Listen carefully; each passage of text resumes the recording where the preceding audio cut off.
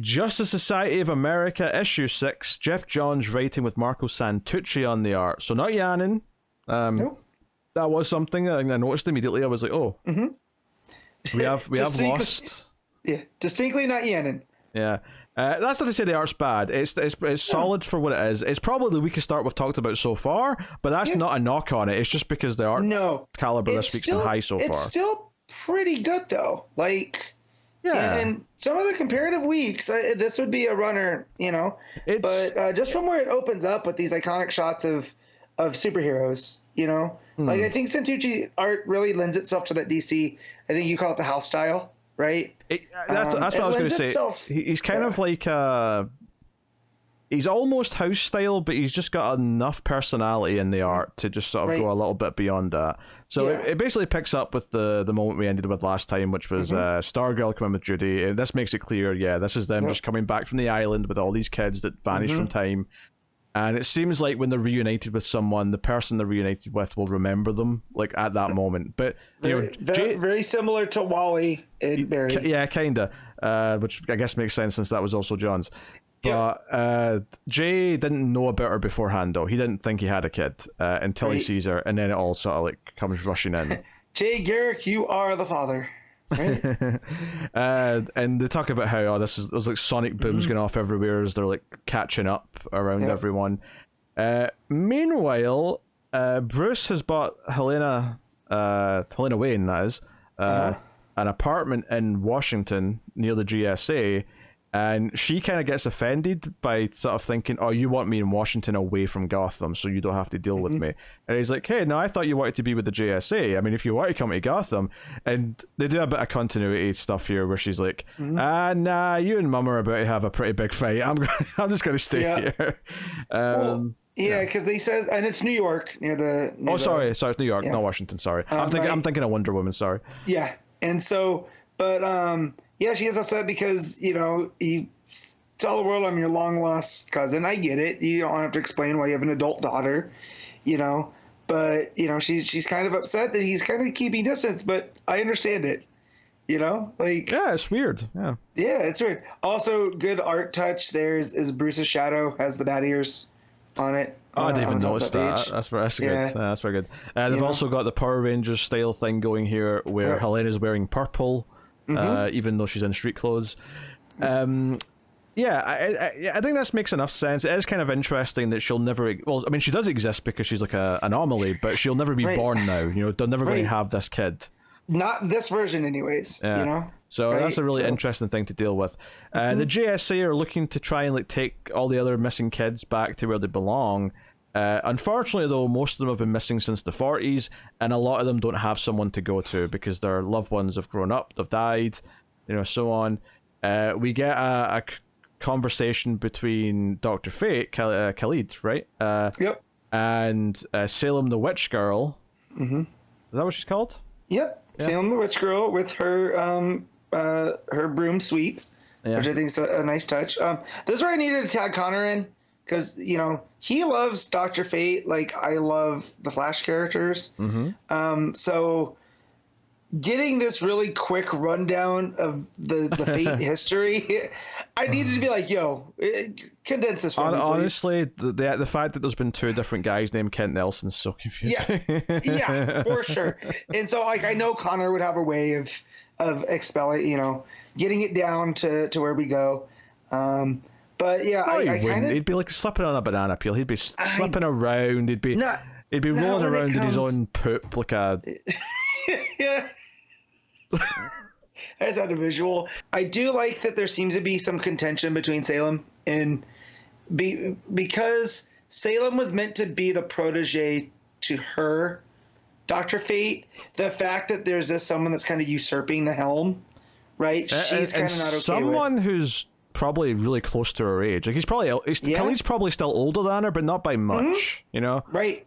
So, I do like that there's that tension between them, and we kind of got hints that, Salem the Witch Girl, she had something to do with the undoing of the Justice Society from Helena's time, right? In the future. Yeah, well, she says here that she's basically cursed, that she can't get close to anyone, so she's intentionally very rude to everyone. So that's I get it. That's setting up some stuff. Cherry Bomb, like Dr. Midnight's trying to help her and see if they can cure her. Yolanda's AWOL right now, so it jumps around a lot of characters, just setting things up. Because Wildcat comes in and asks Midnight where Yolanda is, right? And she's not there. We have who's this B character? That's Ladybug. Ladybug, thank you. This is the one that made me real sad, just because of the way that she had no parents to come back to, and then just the realization that the parents never knew what happened to her. Right? Yeah, it's like the parents who get to reunite now get to remember and get all their memories back, but the ones who have died, like, they'll never know that their kid was all right, and that and it's not even that they feel lost either, because they didn't remember they existed. Right.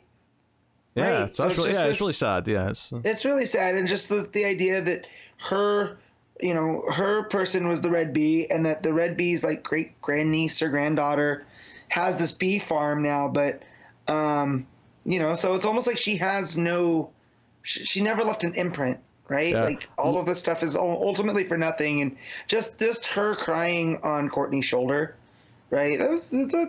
Where John's is really working well. Luckily, though, there's a bee named Michael that shows up who somehow survived all this time. It's a magic bee. Apparently. He ain't got nothing on Anthony, I'll tell you that much. And then we have this alternate version of Steel, who's Steel's grandfather's brother, to which he says, no idea what that makes us. I'm pretty sure it makes you his great uncle. But, it's okay. Whatever. He's a simple man that swings a hammer. I'll allow it. Yeah. It sort of rushes through a couple of the other ones because they don't get as much time. But it goes... TNT, who's he with? I know he's punching a Nazi, which I'm always fun with. Is that supposed to be Atom Smasher? I thought that was meant to be Atom Smasher, yeah. Okay. Because the mask looks a little bit different to me, so I got a little bit confused. Well, because he's not called TNT. He says, have you ever considered calling yourself TNT? Yeah. Right. If it's not Atom Smasher, I'm not sure who it's meant to be, but I thought it was Atom Smasher. Yeah, and then the Mr. Terrific kid, whatever his name is. Whatever his name is, yeah. Junior Terrific is what I'm going to call him. But yeah, we come back to Huntress, who's with Power Girl, and she's like, hey, we're the ones who built my version of the JSA in the future. So why can't we recruit some of these people earlier? And a lot of our members were people who found redemption. It was people who were villains that we brought over to the good side. Why can't we make this world better by having those things earlier? And before we get to this last page, I'll just say that, well, I mean, arguably they may have to go through more of their dark times before they're ready to have those redemptive moments, but I get our logic here of like trying to do it earlier. Legacy is not just for the heroes, right? Yeah, and I think that's what Helena's point is, right? Because she is the daughter of a superhero, and I wouldn't call Catwoman a supervillain, right? But she's not always on the hero side. She's definitely rode the line a bit. Yeah, and so just the idea that, Legacy can, you shouldn't be bound by just the one side of your legacy, that you should be able to offer redemption to people. And that fits in very well with the Wayne family. Yeah. Right? So the reveal at the end is that the first person she wants to try and convince to join the JSA is Solemn Grundy. So that's our cliffhanger for. Yeah. So this arc feels like we're not doing a big villain this arc. We're doing like sort of recruitment. We're doing like how these characters are going to reintegrate into a team if they are going to be on the team.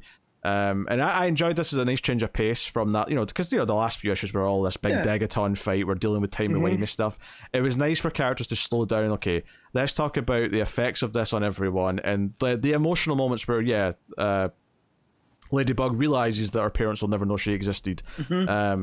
Art is quite a good observation. It is a good thing to acknowledge with these characters. So yeah, I had a good time. And Stanley Tucci's art, it's got the heavy inks, which is fine. It has a look. The only thing that's really a knock against it, because it often looks quite good, there's even times when it's almost veering into Gary Frank territory. Almost, not quite, but almost. You can definitely tell the influence is there, though. Absolutely. Particularly in the faces occasionally. But the one knock against it is that we had Mikkel Yanin for the first 5 issues, and it did take me a few pages to be like just accept that and move on. Yeah, but the art's still good. Yeah, art looks nice, colors are nice. Cons, not Yanin. That's basically what. Yeah, pretty much. But I enjoyed the issue. I like. Again, I like that it feels like a pure ensemble. It's not doing anything else. Right, it's not just Helena's book. It's not just Jay's book. Right, we're getting a little bit in there. But we are getting those minis and stuff coming, which is nice. So that's what I was just gonna say. Is I'm looking forward to the Jay and Judy book that's coming out.